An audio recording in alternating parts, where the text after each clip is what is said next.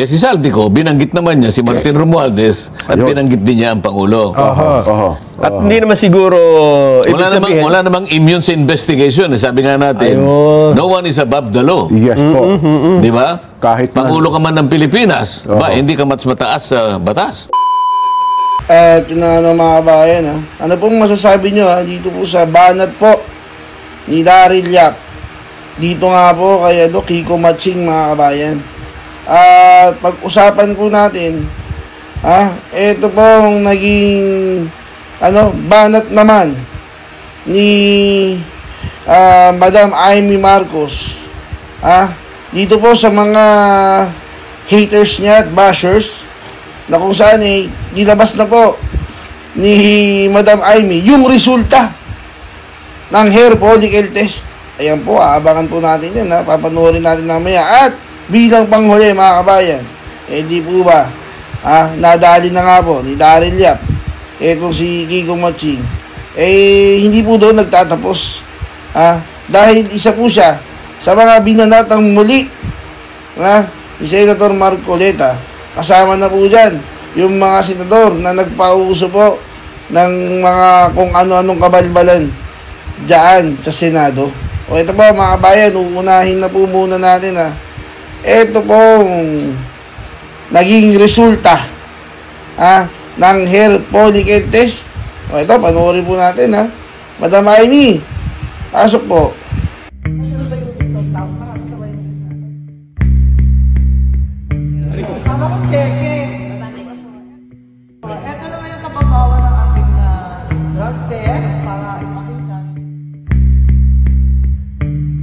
Kami ay talagang nagpupumiglas na maging halimbawa. Ito naman yung kababawan ng aking drug test para ipakita na dito sa Senado, kami ay talagang nagpupumiglas na maging halimbawa.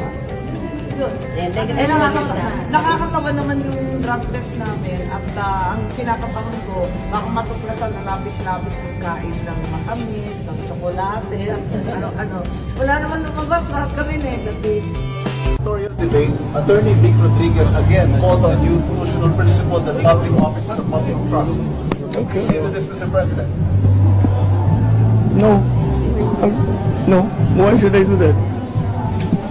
That's, what they say, public trust, public office, public has nothing to do with the follicle test, please. There's wala namang connection ng sinasabi niya. He's always had that weakness every time when he was still working for me. If he believed in what he was saying, why did he work for me? O di ba, mga kabayan, dun po sa resulta ng hair follicle test nga po ni Madam Amy, lumalabas po, mga kabayan, na siya po ay negative naman. At ang kanyang buong staff ay negative naman po, mga kabayan. Diyan po sa hair follicle test na yan. At pagpasa hanggang ngayon po ay si Junior ay patuloy pa rin po ang pagtanggi na magpa-hair follicle test kasi nabubuking po na siya po talaga ay gumagamit ng pulburon. Kasi napakadali naman po talaga niyang pabulaanan di ba? Kung ano yung mga sinasabi nila sa'yo na hindi totoo, napakadali niyan. Kung hindi ka talaga gumagamit, napakadali magpa-hair follicle test. Hindi mo na kailangan pilitin pa, di ba? Ikaw na mismo, tulad yung ginagawa ni Senator Amy, ginawa nila Kong Pulong, ginawa ni VP Inday Sara, diba? Hindi na kayo pipilitin pa, magkukusa na kayo kung talagang hindi kayo gumagamit. Pero kung gumagamit ka talaga ng pulburon, kahit anong pilit po sa'yo, hindi ka magpapa hair follicle test. O eto, tignan nyo po ito pong sinasabi ni Kiko Pangilinan na hindi daw po sila nananahimik, mga kabayan. Sila daw po ay nagmamasid. O, ano pong sabi ni Daryl Yap diyan sa statement na yan ni Kiko? Ito po sabi niya, sana po nanahimik na lang. Kasi yung nagmamasid po sa nakawan, kasabwat. Ang tawag po sa inyo, lookout. Legit naman, di ba, mga kabayan? Yung nagmamasid sa nakawan, ang tawag doon, lookout So yung sumisenyos pag malapit na dumating yung pulis Kaya sa susunod po, Sir Kiko, kung wala ka pong magandang sasabihin, itikom mo na lang po yung bibig nyo. Bakit? Kasi po, napupulaanan po kayo, maging nung mga kasama nyo, diyan sa Senado. Bakit mga kabayan? Mantakin mo, sasabihin po niya, na mas mataas ang impeachment court o ang Senado kesa sa Korte Suprema. Ito po, panoorin po natin Panoorin po natin ang birada ni Senator Marcoleta dito kay Kiko Matsing.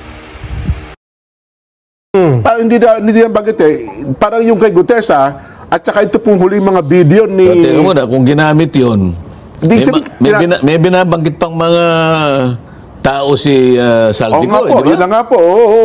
Ang totoo niyan, binabanggit niya ang Pangulong Marcos. Ayan, opo, nasabi niya yun. So, yan naman hayag naman talaga yun. Yes, Wala po. naman tayong itatago rito. Narinig naman nating lahat. Buong Pilipinas ay sinabi niya na nagdadala siya ng pera kay Martin Romualdez at sa ating Pangulo. Di ba? Tama po. Anyway.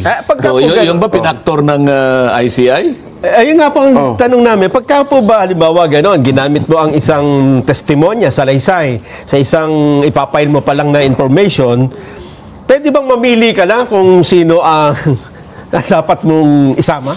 Hindi ka makakapamili. Pag ginamit mo yun, gamitin mo lahat kung ano yung nakasaad doon. Ayun, yung pala yun. Pagka hindi gano'n ang ginawa mo, pupunta ka na naman sa bending dalo. Ganun ba yun? Diba? Binabaluktot Twisting dalo. Opo. Diba? Pero ang tanong, Jensen, halimbawa, ang sabi nyo, nabanggit nga yung pangalan ng Pangulo, pagka isinama nila yun sa papailan nila sa ombudsman, baka naman sabihin, hindi na namin sinama kasi ang presidente may immunity from suit. So, hindi yan ang tamang forum. Dapat yan sa impeachment. Theoretically kasi, Opo. ang pinag-uusapan natin, kung ginamit nila yung statement ni Gutesa, Okay. maliwanag naman na binanggit niya si Saldico at saka si Martin Romualdez. Opo. Ngayon, kung totoo na ginamit naman din yung pahayag sa maraming installments, pahayag ni Saldico, si Saldico, binanggit naman niya si Martin Romualdez at binanggit din niya ang Pangulo. Kapag pinagsama-sama mo yon, alam mo kung sino talaga ang dapat na maging subject matter ng investigation. Okay. Tinatanong ni Nelson, yung doktrina na ang Pangulo ay immune sa Anumang kaso. Totoo Yes, yun. Opo. Pero ang pinag-uusapan natin, Nelson, investigasyon lang naman Hindi naman kakasuhan. Kasi para kumpleto. Dahil nga sinasabi natin, huwag tayo maging selective. Opo. Total naman, binanggit lahat ang mga pangalan ng mga kung sino-sino. Sinino naman Opo. ang investigasyon na kinakailangan umikot sa lahat ng mga nabanggit. Ngayon, pagdating na doon sa pagpapile ng tama at kaukulang asunto, doon na ninyo i-consider yung doktrina that the President is immune from suit. Ayun. Di ba? At hindi naman siguro, Wala namang immune sa investigation. Sabi nga natin, no one is above the law. Yes po. Di ba? Kahit Pangulo ka man ng Pilipinas, hindi ka mas mataas sa batas. Opo. Hindi kagaya ng meron mong sabi, mas mataas ang ganito sa batas. Yung Kaya impeachment. hanggang kanina pinag-uusapan yun Opo. yung mas mataas ang impeachment court kaysa sa Supreme Court, yung po ba ito? Isa yun, Nakata, sinabi niya, mas mataas ang tao sa batas. Yun pa. Di ba ganun? Tama. Kaya Kasi nga naman, nagkahetot-hetot lahat. kasi nga naman, Sen, Vox Populi, Vox Day, di ba? Voice of the people, ano yan? Voice of God. Voice of God, parang gano'n. Bakit? Doon yata sinimulan Yung yun. voice of the people, pinagsama-sama sa isang dokumento na kung tawagin ay saligang batas. Yun na yun. Yan ang voice of the people. Yung saligang ba yun? Hindi dahil siya nagsalita lang isang kalipunan. Opo. Ganun pala yun. O ang tawag doon, the law of the mob. Yun, mob Pagka rule. sumigaw ba mob dito, rule yun na yung batas. Hindi po ganun. Anarchy Ang na. pinagsama-samang boses, di ba? Opo. Ng lahat ng mamamayan ng Republika ng Pilipinas ay naisatinig doon sa ating saligang batas. Galing talaga magpaliwanag ni Senator Marcoleta. Mantakin mo. Di ba? Kung si si kabalintunaan ni Kiko Matching na mas mataas pa ang impeachment court lumalabas, yung Senado mas mataas pa. Saan? Sa Korte Suprema, sa Saligang Batas. Tapos ang gusto naman palabasin ni Erwin Tulfo, mas matimbang pa yung taong bayan kesa sa Saligang Batas. Kaya sinasabi po itong voice of the people, hindi naman po yung literal na boses ng taong bayan. Ayun po, tulad na nga po sinabi ni Senator Marcoleta, pinagsama-samang boses ng bayan. Hindi lang yung boses mo, Sir Erwin, hindi lang ikaw. Kaya tuloy na uso yung bendalo na yan. Di ba? Dapat pinagsama-samang boses, kaya nga po nabuo yung Saligang Batas. Paminsan-minsan, magpaturo ka kay Senator Marcoleta ganda-ganda ng eksplanasyon. Pangalawa nga dyan, mga kabayan, ang ganda ng pagkakasabi na kahit ikaw ay Pangulo, diba, hindi ka mas mataas sa batas. Diba? Minsan sinabi na rin po yan Sino po nagsabi? Di po sinabi na rin yan ni General Luna. Diba, naalala nyo ba, mga kabayan? Walang hihigit sa Saligang Batas kahit na Pangulo. O ito po, balikan ko po ito, pakita ko po sa inyo Ito po yan, mga kabayan. Baka nakakalimutan nyo General Luna. Walang nakakaangat sa batas kahit na Pangulo.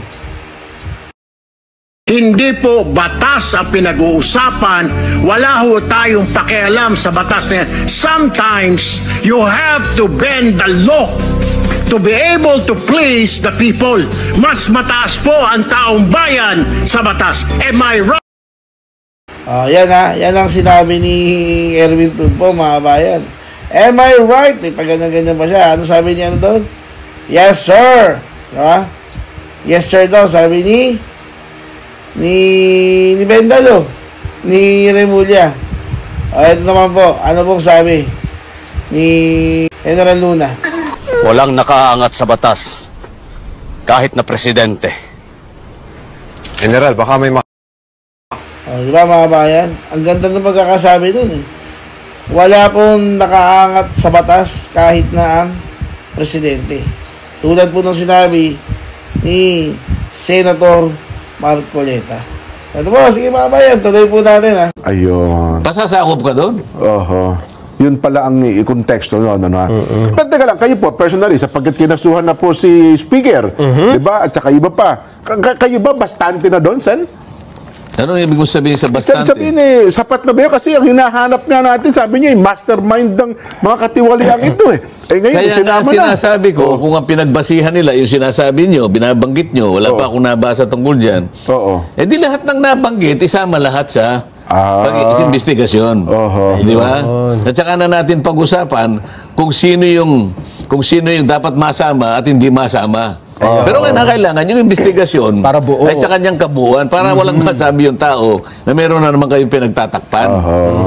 So kung yun ang pagbabatayan pala natin, Nelson, kasi nga kanina yung sinampahan na ng kaso, di ba? Iwanagin natin, madali lang yan. Si Gutesa, marami siyang binanggit.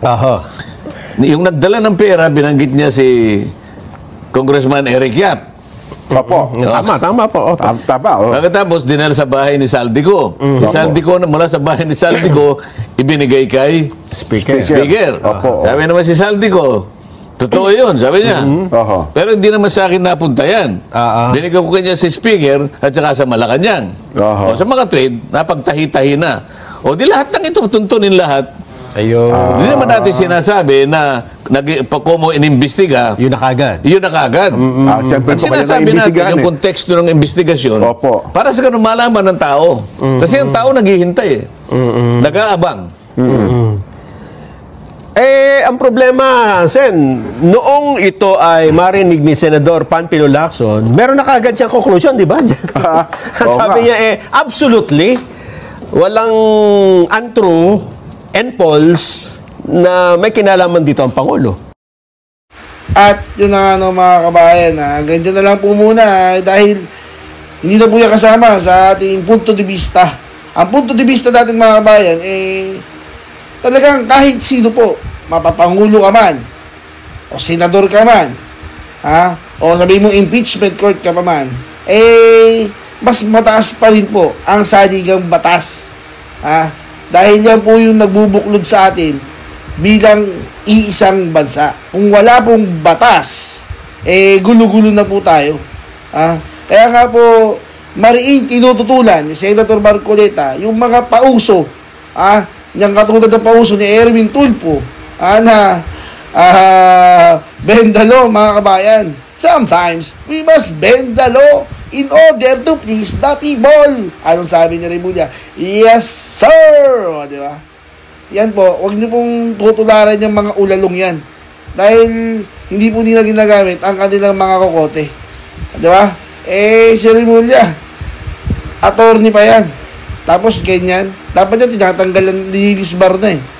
O, di ba? Katulad pa nito isa na sa taas. No? Gusto niya, mas mataas pa daw yung impeachment court kaysa sa Korte Suprema. Saan ba nakakita ng ganyan? Di ba? Ano ba yung mga tao ngayon naupo lang sa posisyon, nagka-posisyon lang sa gobyerno, lahat ng hangin napunta sa utak. Mga man, legit, lahat ng hangin napunta sa utak. Kala mo kung sino na. Di ba? Yung mga nakaupo sa posisyon dyan, tulad ni Remulla o John Vic Remulla, di ba? Pagsasabi ka lang ng Marcos resign, inciting suicide na daw. Di ba? Saan nakita na mga ganyan? Palibasa, sila yung nasa posisyon, nakala po nila, sila na yung batas, na mas mataas pa sila sa batas. Hanggat nandyan si Bongbong Marcos, kailangan natin magtiis. Ganyan wala It's either palitan siya ni BB Inday Sara o magtitiis po tayo hanggang 2028. Hanggang dyan na lang po muna mga kabayan at magkita-kita pa po tayo sa mga susunod pa nating video. Paalam!